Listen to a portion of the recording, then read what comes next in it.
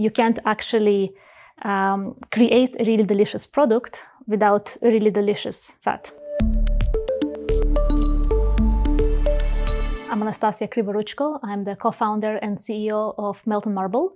And Melt & Marble is a Swedish startup company that uses precision fermentation to produce animal-like fats for plant-based foods. So basically, we engineer yeasts to take in sugars and convert the sugars to fats. So similar to brewing, like when you brew beer or wine, but our microbes are producing fats instead of alcohol.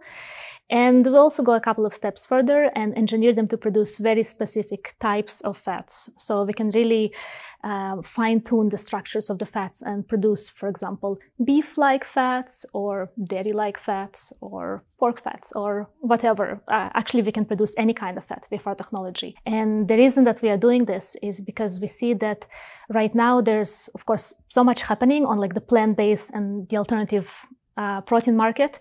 But the fat component is still somewhat lacking. So the plant-based fats that are used right now, they don't have the same sensory properties that you get from animal fats.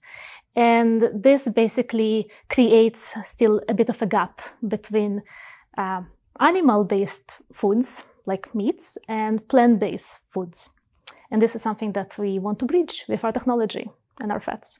So 5 years from now, hopefully we're actually operating at scale, producing fats for a lot of different applications, a lot of different products, so plant-based meat, plant-based dairy, plant-based seafood, maybe also even like other types of food applications where better fats are needed.